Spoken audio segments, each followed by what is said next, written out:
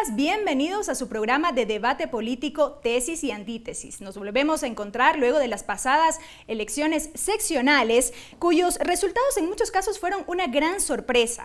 Estamos desde nuestro nuevo estudio en Ñahui, Estudio Secom, y desde aquí damos la más cordial bienvenida como cada semana a los asambleístas Virgilio Hernández y Luis Fernando Torres. Yo soy Belkis Sánchez y por los próximos 30 minutos estaré moderando este debate.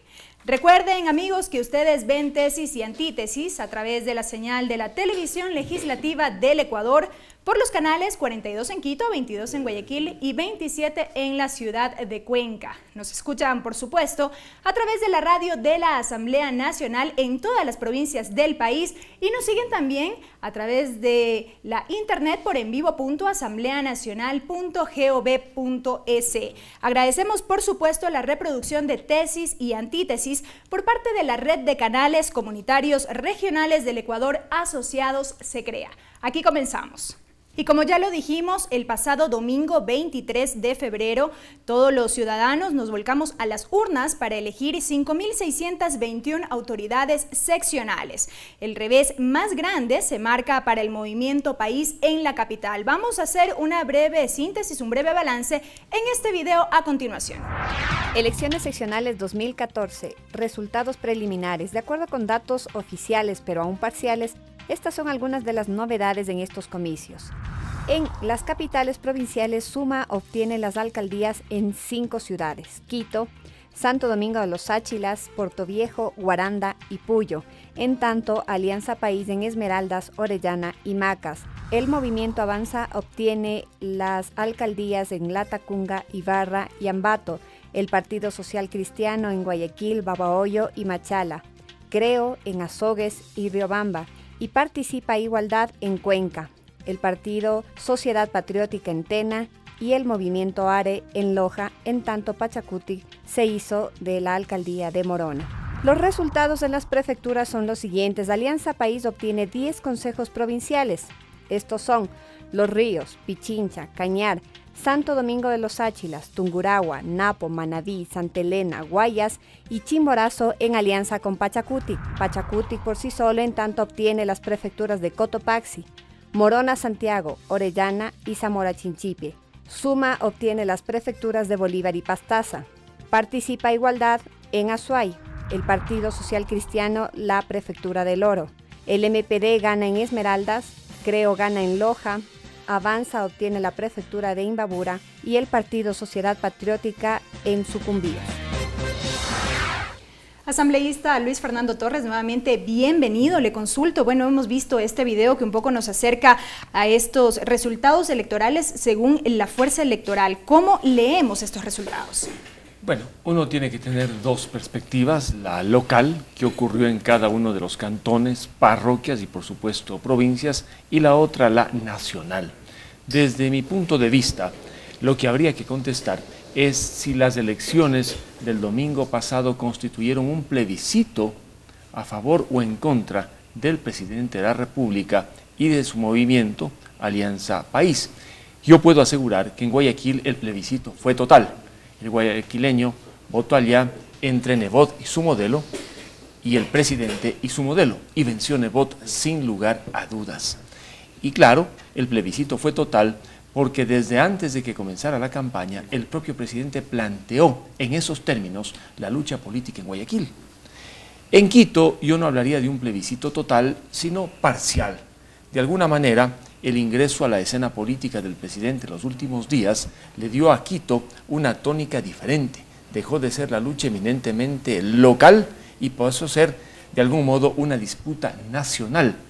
El hecho mismo de que el presidente haya participado en algunas concentraciones, caravanas y, por supuesto, en varios medios atacando directamente al candidato a la alcaldía de Quito, ahora alcalde de Quito, marcó, digamos, una nueva tónica en la campaña, sobre todo en la capital de la República. ¿Qué ocurrió en el resto del país? En parte sí estuvo en juego, digamos, el nombre del presidente y lo que ocurrió, por ejemplo, con el Movimiento País, la gestión gubernamental. Pero más allá, digamos, de todo ello, la lucha se centralizó fundamentalmente alrededor de temas locales, perfil de los candidatos, fortalezas, debilidades de cada uno de ellos. Lo que no se puede es tapar el sol con un dedo y decir, por ejemplo, de parte del régimen, perdieron los candidatos y esto no es con el régimen, es con el régimen. Que el presidente de la República esté con una popularidad por los suelos, tampoco es cierto. Es decir, el presidente sigue siendo sólido, la evaluación de la gestión entiendo que sigue positiva y por ello la oposición tampoco puede dormirse en los laureles. Ha habido un triunfo importante en ciertas ciudades y ese triunfo debe llevar a replantear la estrategia. Gracias. Asambleísta Virgilio Hernández, bienvenido nuevamente. Fue el presidente de la República quien en la tarde del domingo justamente habló de un revés sufrido por Alianza País, particularmente en lo que tiene que ver con la ciudad de Quito. ¿Cómo se lee también este revés? A ver, creo que en primer lugar no es muy fácil establecer una matriz nacional del comportamiento de los electores. Creo que hay que distinguir claramente y señalar que estas son elecciones seccionales y es muy difícil establecer algunas conclusiones generales nacionales, porque, por ejemplo, nosotros ganamos como Movimiento País 10 prefecturas y seguramente con aliados vamos a tener más que eso, aunque también es importante señalar que perdemos muchas de las capitales de provincias. Sin embargo, en algunas de esas ciudades que incluso perdemos las alcaldías, ganamos los consejos y vamos a tener mayoría en el consejo. Seguramente va a ser el caso de Cuenca, por ejemplo, en que tendremos 9 de los concejales e incluso creería yo que en la ciudad de Quito vamos a tener la mayoría en el consejo. Por lo tanto, es muy difícil establecer una matriz nacional. Creo que hay que mirar cada una de las provincias, cada una de las ciudades y en ese sentido, mirar sobre todo que la complejidad se ha centrado en las ciudades, en los municipios. Creería yo que para el caso de quienes postulaban por la reelección hay que analizar también el tema de la gestión, hay que analizar las candidaturas y hay que analizar también el comportamiento de cómo las políticas y el debate político nacional pudo haber afectado o no dichas candidaturas. Pero vuelvo a señalar, no es muy fácil sacar conclusiones generales porque hay estos resultados que se podría decir contradictorios.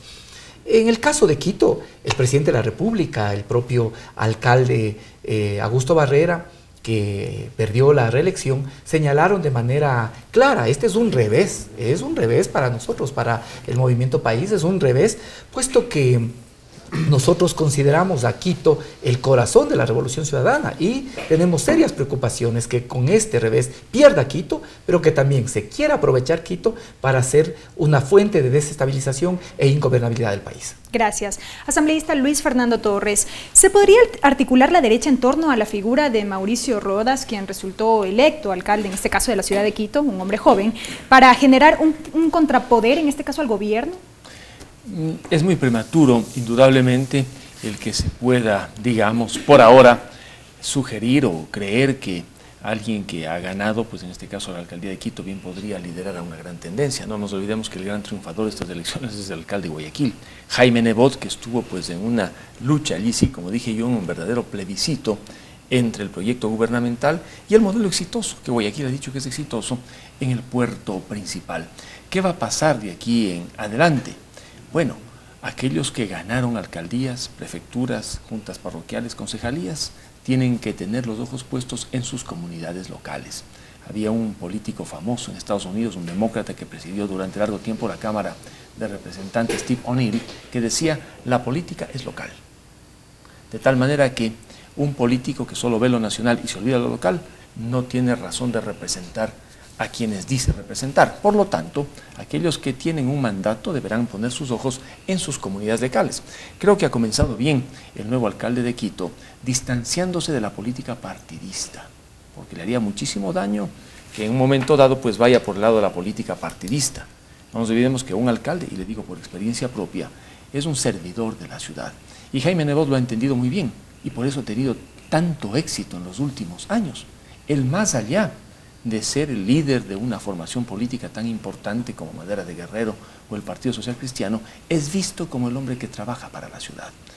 Yo no veo que sea estratégicamente positivo para un alcalde, para un prefecto, el proyectar desde la alcaldía o la prefectura una actividad política nacional de corte partidista.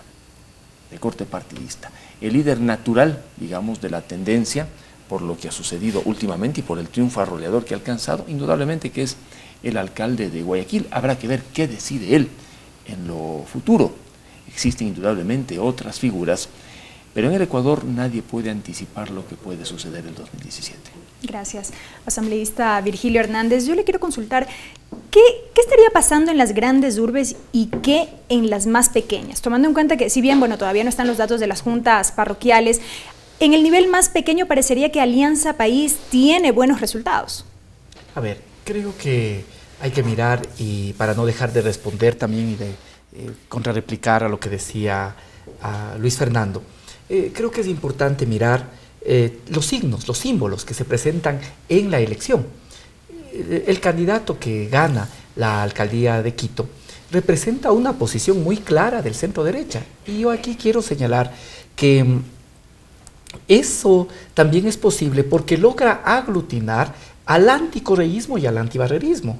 Aquí, si uno revisa históricamente, vamos a ver que el presidente Correa siempre tiene de partida un 40-45% de anti. ¿Qué es lo que pasa con este 40-45%? Que en otras ocasiones ha corrido fragmentado y por lo tanto ha sido más difícil de visibilizar. Pero ahora los distintos sectores del centro a la derecha suman hacia el candidato de la oposición y vuelcan todos sus esfuerzos para derrotar a Augusto Barrera, en contra incluso de su propia lógica de supervivencia. ¿Cómo es posible entender que partidos que tienen y que pugnan por mantener el registro electoral y por lo tanto el 5%, finalmente no presentan candidatos ni tampoco exigen alianza? Creo el propio Partido Social Cristiano se suman a la candidatura de Mauricio Rodas. Y a esto otros grupos más pequeños como Concertación Nacional. Paradójicamente, Sociedad Patriótica abandona a su candidato para unirse a las fuerzas de la oposición, e incluso esta posición étnico-conservadora, que ya no me sorprende en Pachacuti, que desde hace algunos años está en Pachacuti, también renuncia incluso a mantener simbólicamente su participación para apoyar al candidato de la derecha. Creo que estas son cosas importantes que no podemos mirar. Y el otro hecho que creo que también es fundamental observar es que el anuncio que hace Jaime Nebot de su reelección ya desaparece lo de Madera de Guerrero, vuelve a posicionar las 6 del Partido Social Cristiano, de tal forma que creo yo que en las próximas elecciones el centro derecha va a buscar reposicionarse y ahí también empieza, diría yo, una disputa de hegemonía para ver quién logra consolidar su fuerza. Gracias, asambleísta Virgilio Hernández. Amigos, es tiempo de una primera pausa aquí en Tesis y Antítesis. Al volver estaremos revisando un video con los criterios de los ciudadanos respecto a lo que fue este proceso electoral. Regresamos.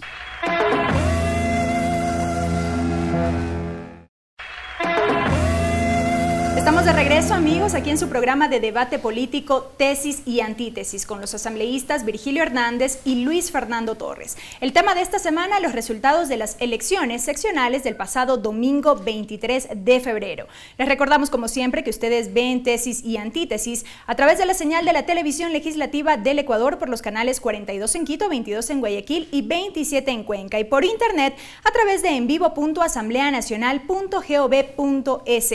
Les contamos que el equipo de Tesis y Antítesis se trasladó por las calles del norte de Quito y recogieron algunos criterios de los ciudadanos de lo que fue el pasado proceso electoral. Veamos. Yo creo que fue una elección muy democrática y creo que la gente estaba muy contenta con lo que ha pasado, y felicitaciones al alcalde nuevo, y espero que siga con las obras que realmente nuestro alcalde anterior está continuando o teniendo para adelante, para la ciudad. Una campaña pues que perdió el presidente porque se lanzó a hacer una campaña por alcaldes, y él es presidente, tiene que dedicarse a la presidencia, no a hacer campañas. Bueno, las elecciones de ayer estaban completamente normales aquí en la ciudad de Quito, la democracia se fortaleció. Sí se dieron buenos términos para la tranquilidad de todos. Para mí que fue un aviso para el señor que cambie al presidente y que cambie su actitud. Más que todo los impuestos que estaban muy altos. Dijo que iba a bajar, esperemos que lo haga por ese sentido. El asunto de la democracia va muy bien, yo creo que es un punto a favor de la ciudadanía porque todos tenemos derecho a pensar, y creo que sobre ese planteamiento todos estamos de acuerdo en lo que está pasando, ¿no? Como digo, es ganarle al gobierno nomás, al gobierno local, que no pudo obtener a su representante, a quien estuvo como candidato para poder ser elegido. Bueno, en las principales capitales perdió puntos su partido político de Alianza País en Cuenca, en Guayaquil y Quito. Pienso que está bien, para que el presidente se dé cuenta de que, o sea, la gente no está tan conforme como él piensa. En cuanto a la campaña, fue bastante desleal, fue muy competitiva. Existieron por parte de diversos grupos políticos intervencionismo de gente que no debía estar, gente que simplemente por su imagen trató de apalancar a sus candidatos, cuando otros candidatos simplemente fueron con sus propuestas, fueron con sus ideas, más no se dejaron llevar por una persona adicional. No, que parece que nuestros compañeros de la 35 nos traicionaron, pues. Votaron por todos se unieron contra Correa. Contra eso nomás es. Ahora veamos el nuevo alcalde qué pasará. Pues, la derecha de ese señor, no sé qué pasará. Asambleísta Luis Fernando Torres, ¿qué decir sobre lo dicho por los ciudadanos? Ellos en su mayoría han referido que fue un ganarle al gobierno, una derrota para el presidente de la República, también señalan. Bueno, sí, especialmente en los cantones que mencioné, Guayaquil, Quito, Cuenca, indudablemente que hubo un castigo al régimen a través de los candidatos a la alcaldía. En El Oro inclusive fue con el prefecto, un prefecto que históricamente había permanecido en El Oro durante décadas, resultó vencido por la lista 6 por el Partido Social Cristiano. Leía hace pocos días en diario El Telégrafo un análisis interesante. 3 temas parecería que movieron también el tablero las últimas semanas en Quito. El tema del Yasuní y TT, que estaba latente con ciertos sectores ecologistas, la protesta de los médicos que movilizó a muchísimos galenos alrededor, digamos, del artículo 146 del Código Integral Penal, y finalmente el tema de Bonil, que parecía pues un asunto aislado, pero el hecho de haber sancionado a un caricaturista ciertamente conmocionó redes sociales y hubo una correa de transmisión básicamente entre la juventud y quienes hacen opinión pública. Yo añadiría otro factor. En Quito, por ejemplo, hubo, al modo de ver, una equivocación. Resulta que al final aparecieron apoyándole al alcalde saliente aquellos que se habían caracterizado por establecer y cobrar los impuestos más gravosos que ha pagado cualquier ecuatoriano, como si es que en la imagen del ciudadano aquellas personas tuviesen una valoración positiva, y no es así. En las vendedoras, en los pequeños empresarios, en los comerciantes, ver al recaudador de impuestos defendiendo a aquel gestor municipal, el alcalde saliente, que había sido precisamente objeto de críticas por el manejo impositivo, simplemente corroboró lo que ocurría en la capital de la República. Esos son indudablemente errores, y aprovechó la población, en definitiva, para castigar a aquellos que ve con imagen negativa. Yo puedo asegurar que el problema que Quito vivió alrededor del tema de los impuestos locales es un problema nacional. La gente está indignada con la política tributaria, porque no es que pagan los que tienen más, en el fondo pagan, declaran y hacen trámites los estratos medios y bajos del país. Gracias. Asambleísta Virgilio Hernández, estos temas que ha citado el asambleísta Torres, los hemos podido ver o los hemos podido leer en las diferentes redes sociales, han sido los pronunciamientos de varios ciudadanos. ¿Han influido estos temas referidos por el asambleísta Torres? A ver, creo que en primer lugar, y esto es importante resaltar, hay que señalar que fue un triunfo de la democracia. ¿Y por qué quiero resaltar esto?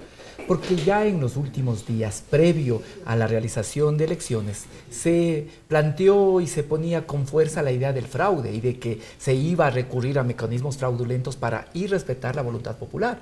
Creo que nosotros con esta elección también hemos demostrado que somos absolutamente respetuosos del pronunciamiento ciudadano, que nosotros estamos realizando cambios, pero esos cambios se hacen en el marco de la democracia, cambios pacíficos y en el marco de las reglas de juego establecidas. De tal manera que todas esas voces ahora tendrán que explicarnos por qué recurrían al tema del fraude, intentando deslegitimar los resultados. Segundo, A nosotros nos toca ser muy severos en el análisis del momento que estamos viviendo, nos toca ser exigentes, muy autocríticos, nos toca establecer no culpables, pero sí responsabilidades. Por lo tanto, no podemos dejar de ver ningún aspecto que haya influido en este resultado. Nos toca considerar y ver si algunos elementos de la coyuntura nacional, como aquí se han citado, afectaron o no las candidaturas tanto en Quito como en el resto de provincias. Nos toca analizar y mirar. Sería una necedad que en este momento nosotros señalemos y digamos, no, estos factores no influyeron. No, nos toca analizar, tiene que ser parte de la valoración, del estudio que hagamos. Estamos nosotros ahora mismo como movimiento empeñados en realizar una profunda autocrítica. Parte de esa autocrítica tiene que realizarse con estudios de investigación que nos puedan dar mayor claridad sobre este tema. Segundo, creo que nos corresponde un análisis profundo, autocrítico también del movimiento, de cómo funciona el movimiento, de cómo toma las decisiones, de cómo escoge el movimiento, de si hemos logrado que los CRCs, por ejemplo, los comités de la Revolución Ciudadana, puedan insertarse efectivamente en los territorios. Creo que esto es importante que podamos ver. De igual forma, que podamos mirar, por ejemplo, aquí en Quito, existieron 1.200 candidatos. Si existen 1.200 candidatos para concejales, 1.180 iban a estar molestos. ¿Qué significa eso? Que seguramente nadie se está viendo representado en el otro. Esos son temas preocupantes y tenemos que ser rigurosos y profundos en el análisis. Gracias. Asambleísta Luis Fernando Torres, durante la campaña el movimiento oficialista ha señalado esta conspiración de la derecha para una desestabilización del gobierno o situaciones así. ¿Conspirarán desde Guayaquil, Quito y Cuenca contra el gobierno nacional? De ninguna manera. Nosotros somos tan demócratas como los demás latinoamericanos que tienen verdaderas democracias. Afortunadamente, el Ecuador no ha llegado a los niveles, por ejemplo, a los que ha caído Venezuela, donde existen muertos, heridos, milicias gubernamentales rociando de gasolina a quienes protestan. Afortunadamente, y ojalá nunca lleguemos a ese tipo de escenarios de descomposición social. Esperamos por la vía democrática, por supuesto, en el momento que nos corresponda, sustituir a quienes hoy gobiernan con un modelo distinto, que deje a un lado este estatismo tan marcado, con tantos impuestos, tantos controles, tantos inspectores, tantos recaudadores, tantas prohibiciones. Esto tiene que terminar, pero para ello se necesita polarizar la elección. ¿Por qué en Quito ganó el candidato Rodas? Porque hubo una polarización, como muy bien señala Virgilio.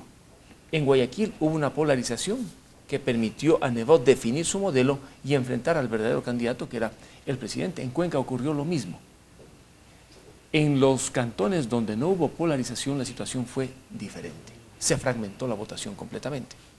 A nivel nacional, el 2017, indudablemente, el camino de la polarización en el ámbito de las ideas y de las propuestas será el que debamos transitar aquellos que queramos presentarle al Ecuador un proyecto alternativo. Pero para polarizar se necesita un gran consenso. Ojalá no tengamos del 2007 candidatos de un partido o de un movimiento. Tienen que ser candidatos de un gran frente. Es el único camino, el tener un frente con ideas, con propuestas, el que nos permita al Ecuador llevarle por el camino de la verdadera libertad. Gracias. Asambleísta Virgilio Hernández, me gustaría una réplica sobre lo dicho por el asambleísta Torres, y además de eso, usted hablaba de hacer una autocrítica a lo interno del movimiento, pero parece que al llamar a votar por el equipo, más que ayudar, esto perjudicó. ¿Eso es parte de esta autocrítica que deben hacerse como movimiento? Sí, la autocrítica debe ser integral. Creo que es importante replicar lo que dice Luis Fernando. Los impuestos siempre, y disminuir impuestos siempre ha sido bandera de la derecha. No es una consigna nueva, puede ser que ahora intenten plantearse desde nuevos rostros, desde nuevos membretes, pero siempre ha sido el planteamiento. Recordemos lo que pasó en el 98, Jaime Nebot, candidato a la Asamblea, ¿cuál fue la consigna del Partido Social Cristiano? No más impuestos. ¿Qué implicó eso en el 99? Implicó que desaparezca el impuesto a la renta, que es un impuesto de alguna manera progresivo, proporcional, y que se introduzca el impuesto a la circulación de capitales, el impuesto a los cheques que se conocía. ¿A qué llevó eso? También a generar, o fue uno de los factores de la crisis financiera, que además Ahora, ¿qué vamos a poder apreciar ya los quiteños del próximo año? Vamos a poder ver a quiénes se les rebajó $1, $1.50, $5, $15, y a quienes, en cambio, con esta medida se va a beneficiar en cientos y en miles de dólares. Eso vamos a poder mirar. Siempre los impuestos son un mecanismo de redistribución. Mientras sean progresivos y cumplan un papel para redistribuir, son justificados. Un elemento importante también que hay que señalar: ¿por qué nosotros tenemos tanta preocupación en Quito? Porque en Quito hay que mirar, y ahora tiene que ser parte precisamente de la acción que realicemos, tenemos que estar atentos a que no se quiera convertir a Quito en un factor de inestabilidad, en un factor de desestabilización. Creo que esto es fundamental. La situación de Venezuela es una situación generada también por una oposición intransigente que desde el primer día no aceptó los resultados, y en ese primer día de negar los resultados estuvo presente el señor Rodas. Cuando nosotros vemos mensajes en los cuales Lucio Gutiérrez llama a que para liberarse hay que volcarse a las calles, estamos hablando de afanes conspirativos, o quienes llevaban adelante la campaña del señor Rodas también involucrados en el 30S. Nosotros tenemos que estar vigilantes para que la alcaldía de Quito no se convierta en un factor de ingobernabilidad ni de buscar inestabilizar un gobierno democráticamente elegido. Gracias, asambleísta Virgilio Hernández. Amigos, es tiempo de una nueva pausa. No se vayan, enseguida continuamos con más. Esto es Tesis y Antítesis. Revisamos los resultados de las elecciones pasadas.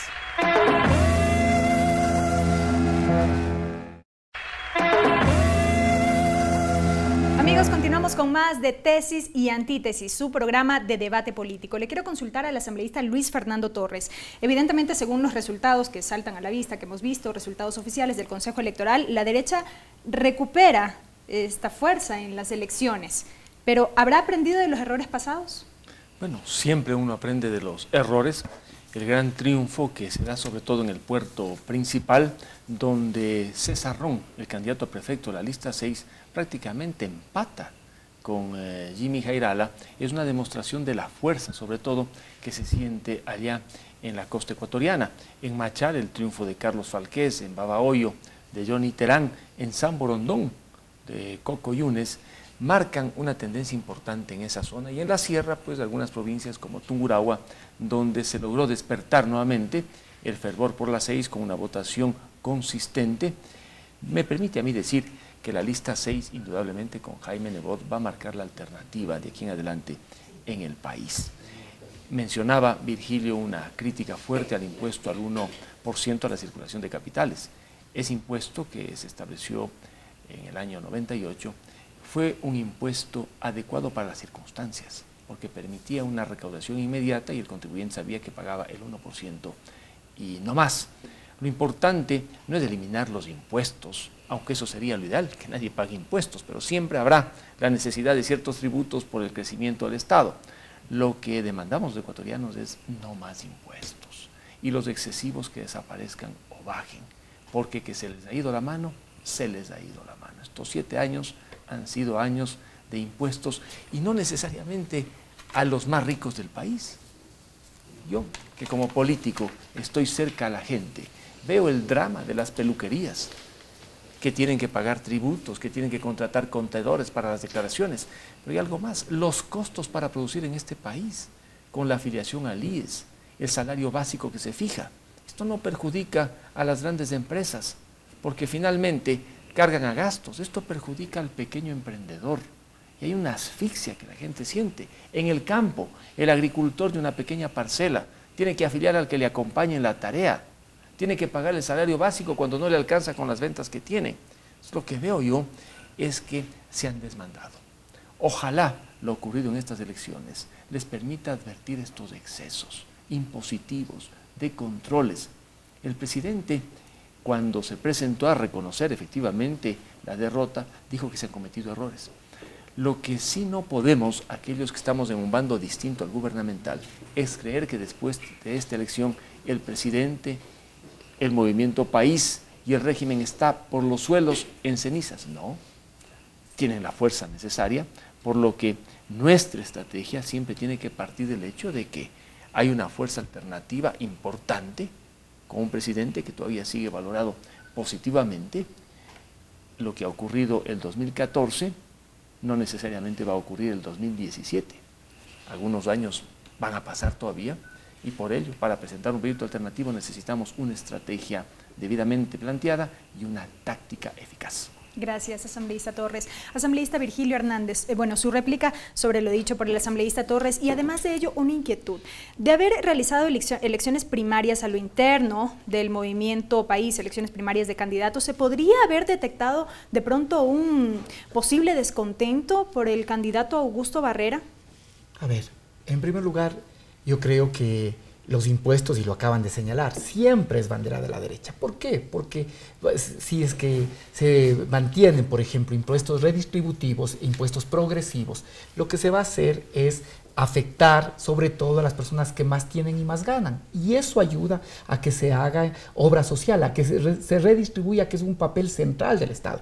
Aquí se ha establecido efectivamente varios procesos de reforma tributaria y sin embargo la popularidad del presidente, y no solo la popularidad, sino la aceptación de la gestión está por encima del 70%, de tal forma que a diferencia de lo que pueden pensar los sectores de la derecha, la gente reconoce, la gente señala que es importante los impuestos porque también permite una vinculación diferente al ciudadano. El ciudadano sabe que tiene responsabilidad. Ahora, creo que efectivamente, y donde hay que seguir insistiendo, es que esos impuestos tienen que ser progresivos. La gente que más tiene, más paga. La gente que más gana, más paga. Y luego que sean redistribuidos. Creo que ese es el tema elemental. Ahora, ¿qué veo yo en lo que expresa Luis Fernando? Que aquí ya empieza a mirarse cuál va a ser también la disputa en el sector de la derecha. Porque si usted mira con atención o escuchamos con atención lo que señala Luis Fernando, hace énfasis sobre todo en el triunfo en la órbita del Partido Social Cristiano y varias veces ha posicionado que es la fuerza que va a intentar liderar este sector, mientras hay otros sectores que con nuevos membretes intentan posicionar otros rostros también. Creo que esa es parte de lo que tienen que discutir en esos sectores. Nosotros tenemos que revisar de manera profunda qué es lo que nos toca y nos corresponde hacer para que el 2017 podamos efectivamente revertir este revés electoral y tener una fuerza fortalecida, un movimiento fortalecido. Yo diría 2 o 3 cosas que son fundamentales. Primero, nos toca mirar cómo nos reconectamos efectivamente con la sociedad. Creo yo que hay que cuestionar si los comités de la Revolución Ciudadana efectivamente están insertos en la sociedad, si generan dinámica social, si participan o no en las organizaciones barriales y si es que no existen, se construye o no organización barrial. Creo que hay que mirar el papel de los CRCs. Este es un elemento importante.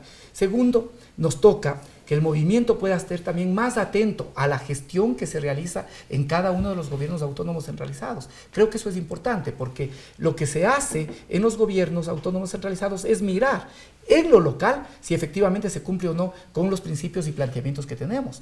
Tercero, creo que nos toca establecer con claridad cuáles son los mecanismos a través de los cuales seleccionamos candidatos, seleccionamos también aspirantes. Y ahí creo yo que nos toca discutir en un movimiento diverso como es el movimiento país, la posibilidad de, por ejemplo, construir tendencias al interno y que esas tendencias puedan democráticamente seleccionar tanto sus espacios de dirección como también sus representantes a los procesos de elección. Tenemos que ser profundos en el análisis para superar este revés y fortalecernos para el 2017. Gracias, asambleísta Virgilio Hernández, y gracias también al asambleísta Luis Fernando Torres, quienes nos han acompañado como cada semana en este programa de debate político, tesis y antítesis, en donde hemos analizado justamente los resultados de las elecciones seccionales del pasado 23 de febrero. Ustedes, como siempre, a ustedes les corresponde la síntesis de todo lo que hemos analizado durante este programa. Ustedes pueden revisar el video de este debate en nuestro canal de YouTube y en la página de Facebook del programa Tesis y Antítesis. También nos pueden escribir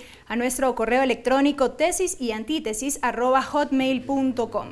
Este programa se reproduce por la señal de la radio de la Asamblea Nacional en todas las provincias del país los lunes a partir de las 8 de la mañana. Y agradecemos por supuesto también la difusión a través de la red de canales comunitarios regionales del Ecuador asociados SECREA. Hasta la próxima semana.